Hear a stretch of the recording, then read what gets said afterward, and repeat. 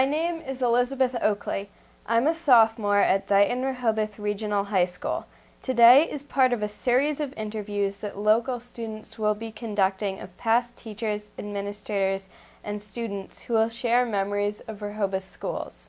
Today is April 4th, 2012. I am interviewing Kathryn Warish. Hi, I'm Kathryn Warish, and I taught at the Palmer River Elementary School for 38 years. And even though this is my 6th year, I think, of retirement, I am still subbing, so teaching just runs through my blood. Do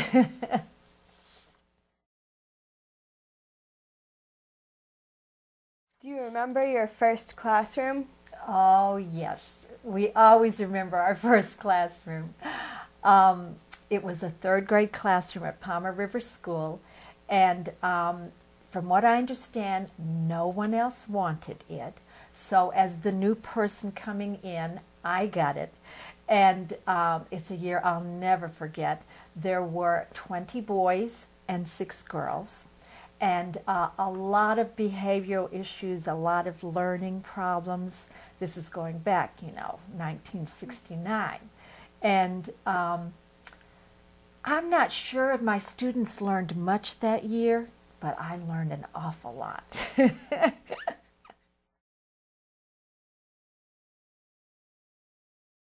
At which schools did you teach? I have always taught at Palmer River School. I went for my interview there when the superintendent's office was located at Palmer River Elementary School. Mr. Roy was our superintendent at that point. It was my first and only interview in any school system, and I worked forever at Palmer River School, so that's been my home. How and why did you become a teacher? Well, I grew up in a little town in Kentucky called Fancy Farm, Kentucky, and we were taught by the nuns, and I remember starting in 1st grade, I just was always so impressed, and I admired the nuns very much. I loved them, and I just thought, wow, to be a teacher, and in fact, I thought I was going to be a nun and be a teacher.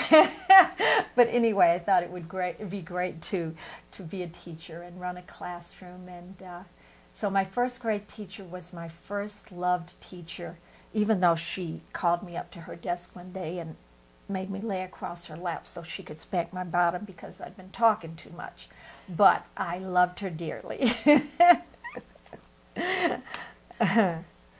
How were teachers trained for their jobs?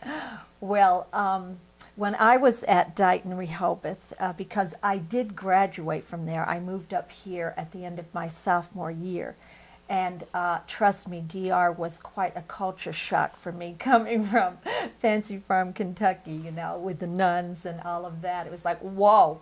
But I got involved with the what were they called? Future Teachers. I don't know if they still have that at DR or not. No, Future Teachers Club. It used to be run by Dorothy L. Beckwith. So I got to know Miss Beckwith, of course.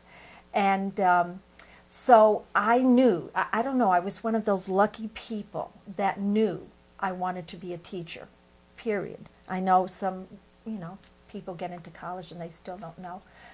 But so then I went on to Bridgewater College, and that's where I did my undergraduate work. And,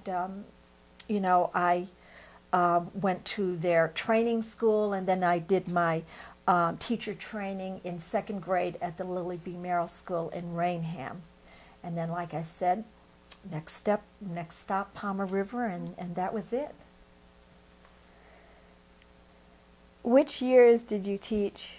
Well, I started in 1969, and actually it was interesting because I was a senior in Bridgewater at that time. I was graduating in May or June of 1969, and I was interviewed for the job in February of that year and was hired, even though I didn't actually start working until September of that year.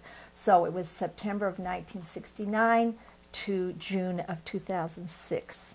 but I still go back there and sub once in a while. It's great to walk the halls of Palmer River and recall those memories.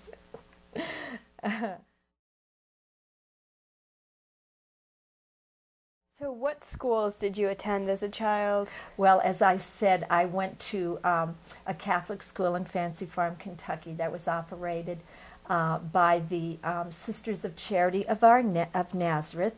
And then I came here at the end of my sophomore year and went to DR and then on to, Bridgewater. And I did my master's work at Lesley, which is Lesley University, I guess. Let's see, I did graduate from DR in 1965, and today what I am doing is subbing. I sub in Dighton or Rehoboth and often in Swansea, and the rest of the time, Tuesdays and Thursdays, I take care of my grandson, Chase Andrew Warish, who's 9 months today, and that's really a lot of fun. And how was school different when you were a child? Oh, yes. Well, going to a Catholic school run by the nuns, they certainly, were able to hit as needed. As I said, my first grade teacher spanked my little bottom, and I don't remember, I was never, spanked after that because I learned. But I do remember some situations where, the teacher hit or pushed or they did not, spare the rod. So that was very different, but it was very acceptable back then. So did that happen at DR too? Oh, Lord, no. No, I'm talking about when I was in Kentucky with the nuns. DR, as I said, was quite a culture shock because I got up here, and for one thing, I had male teachers. I didn't have male teachers, in Kentucky. And I remember one of my teachers was Mr. Freites. I don't know if you ever hear of Mr. Freites, if that name is ever mentioned there. No, I didn't. But he was the Latin teacher. And I remember being in his class because I had Latin. He was very dramatic, and he'd be like, oh, and then he'd be throwing himself on the counter or whatever, and I'm like, oh my gosh, I wasn't used to that. Wow, that must have been quite a change. It was. A lot of, fun.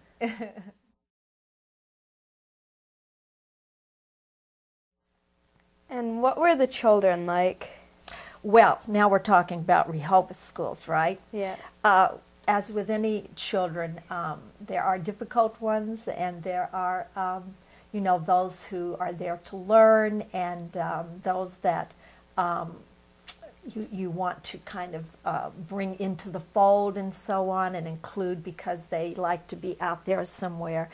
And I've always found that the students in Rehoboth, for the most part, have been very willing and eager to learn, and I think a lot of it has to do with the fact that the parents in Rehoboth, view education as being important. And I always felt when I was working at Palmer River that there was a great partnership between the parents and the schools. I know there were a lot of volunteers. I don't know if that is still true today, but we definitely had an open door policy. So, there was some classes. Oh, I remember after my 10th year of teaching, you'd think that I would be an expert and, everything was going smoothly. 10th year of teaching, I was ready to quit. I'm trying to think if Mr. St. John was my principal at that point. I believe he was. And we just had a class in 4th grade that year that it seemed like the majority of the kids were very challenging and a lot of difficulties. And so we paired up and helped each other out and so on. But we thought that whenever those children were conceived, we felt the comet Cahutek had gone right over and just put some sort of a stigma on that class. Now, don't go back and find out who was in that class, but anyway. What was a typical school day teaching? For instance, did you have specialists? Well, when I first started teaching, I had to teach music and I had to teach phys ed, and we had training for this at Bridgewater State College. And I remember my little pitch pipe and so on. And so, you know, I was really thrilled after a couple of years or so when those classes were put into the budget and teachers were brought in to do phys ed and music, because I never thought they were my forte. And even today, I don't sub for music. I don't sub for phys ed. I will sub in the library. So I don't miss that, you know, not teaching PE and music. Have rules changed? For instance, were there rules about lockdowns? Well, toward the end of my teaching career, they had just started the some of the lockdown procedures, and but of course, you know, the majority of the years we didn't have that, and naturally, as we know, our society has changed so much. I mean, my gosh, we used to have an open door policy. Everything was so relaxed, you know, people could come and go, and now it's like, ugh.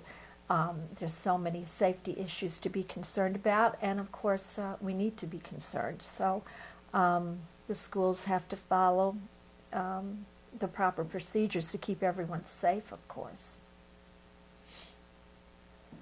What was a typical day when you were a teacher? For instance, how much free time did you have during the day to prepare lessons? Well, oftentimes that would depend on whether or not we had, you know, a teacher for phys ed or music, and of course contractually what our time was. But it seems to me for the most part we had like a 45 minute block where the children would be with another teacher at that point, and we would have our planning time.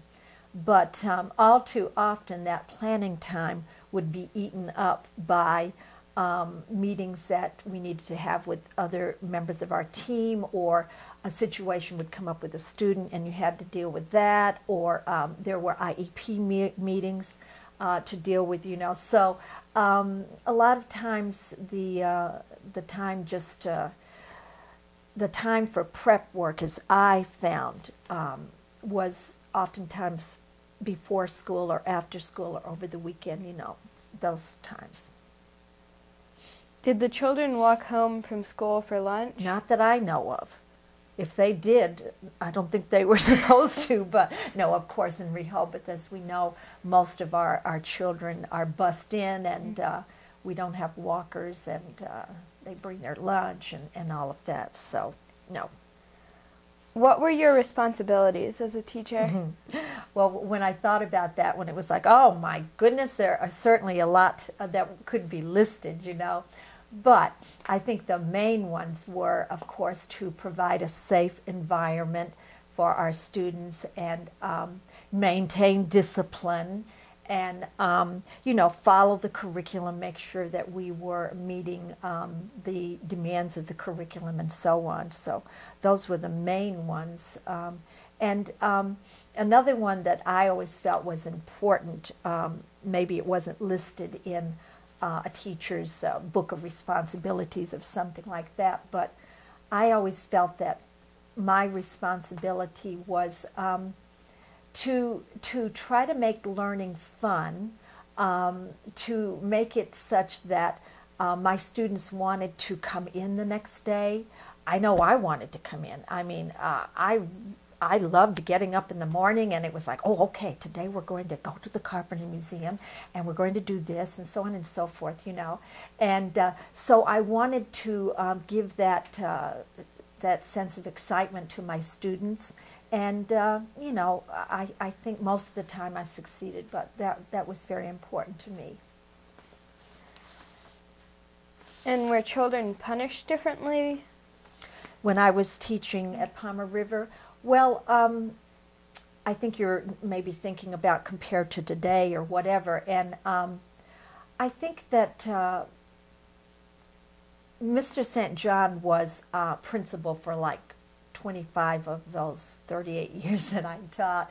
And so I often think about him as, you know, he was my principal, whatever. And I have to say that usually if an issue came up and it was a discipline problem and so on, I think that he would more readily get involved in the situation if need be than maybe happens today. And of course I don't know all the ins and outs of you know, how it's handled today at Palmer River School, but it was good to know that we had the support of our principal, we had the support of other members of the team, or we had the support of special ed people in the building who maybe had some expertise in whatever the field, you know, whether it be behavior or learning, remedial, you know, issues and so on.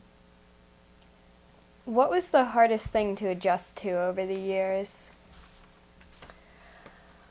Well,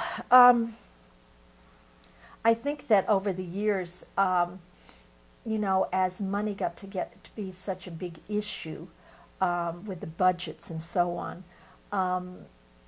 it was hardest, I thought, when we lost certain positions, like the adjustment counselor. I really felt that our school needed a full-time adjustment counselor because there are about 800 children there, and of course there are a lot of them who do have particular issues that need to be dealt with, you know.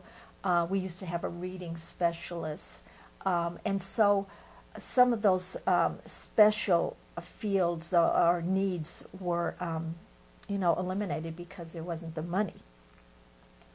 What was the biggest change between teaching then and now? Mm-hmm. Well, I thought that it seemed that there was often more time to do some things like teach cursive penmanship in 3rd grade or whatever.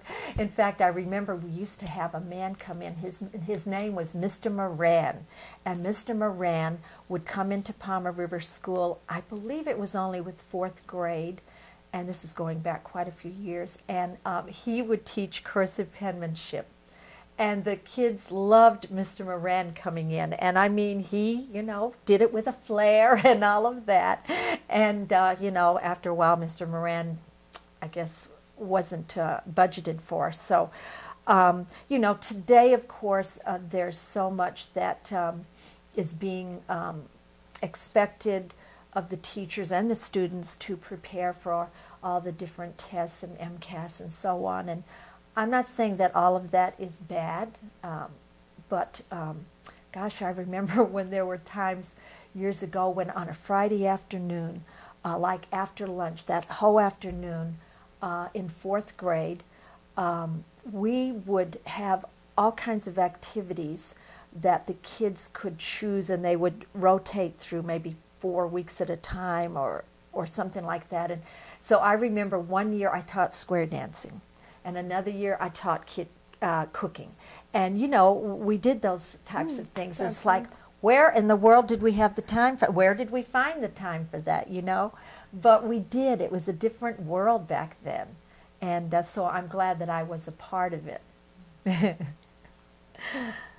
And how do you feel about changes in today's classrooms, such as not teaching cursive in 3rd grade and having only 1 recess? Well, the cursive penmanship, you know, maybe that's not a big deal. I don't know. But the recess, I think, is important. And I think that children need to have that time at recess. Thank goodness they do have 1 class of physical education a week. But ideally, I think that if they're only going to have 1 recess, it would be great if they could have 2 classes of phys ed every week. But then you get into money, you get into numbers. I mean, the scheduling problem gets to be a real issue when you're dealing with like 800 children. So, you know, it's easy for me to sit here and say, yes, do this and that, we should have, but I'm not the one trying to figure the logistics of everything. So do you have any additional memories that you'd like to share? Well, I was thinking about that, and again, oh, see, I just go way back. I'm not as far back as Miss Beckwith was, but I think, again, before the time of Proposition 2.5, which was a movement in Massachusetts that was passed in the legislature, where you know, the towns were limited as far as the amount of taxes that they could get from their residents and homeowners. Well, anyway, before all of that, we, and Mr. St. John was part of this too, we meaning the fourth grade, because Elizabeth, you remember, fourth grade at Palmer River is the class to be, because you're the big ones there, and I always like to be part of that group. But anyway, we in fourth grade would schedule a week away in the spring, and we would take all of the fourth graders who had received permission from their parents to Maine. We went 1 week to Maine. We went another week to Palmer, Massachusetts, and we spent the whole week there. We would sleep in cabins, and you know, the female teachers would be with the girls and the male teachers with the boys, and we didn't have to teach any of the classes. The classes were all outdoor type classes, you know, but we would be there for, you know, management issues and so on. And those times were so special because after spending a week like that with the students, you had a special bond with them, you know, when you got back. And I remember on one of the trips coming back, naturally everybody's on the buses, and I don't remember exactly what happened, but everybody needed to go to the bathroom, it seemed. And so I remember we pulled off the side of the road, and the women teachers took the girls that way into the woods, and the male teachers took the boys that way into the woods, and we took care of our needs at that point, you know. So those are memories that are really fun to think of at this time, you know, and whether or not they'll ever be repeated in Palmer River School, I don't know, but happy times. Teaching is a lot of work, but, you know, I think it's like any work that you do. Hopefully there's a joy in your heart and a passion for it, and I think that, you know, that's something that I have always felt that I have for teaching, and that's why I still go in and sub, because, trust me, it's not for the money, but it's because I feel that I get so much still out of going in and working with, you know, kindergartners through 5th grade. I still love being in the school environment and, you know, having lunch in the teacher's room. And I can walk out at the end of the day and I don't have to worry about report cards and conferences and all those issues. I can just say, bye, I had a great time. I'll see you next time. Thanks for the memories.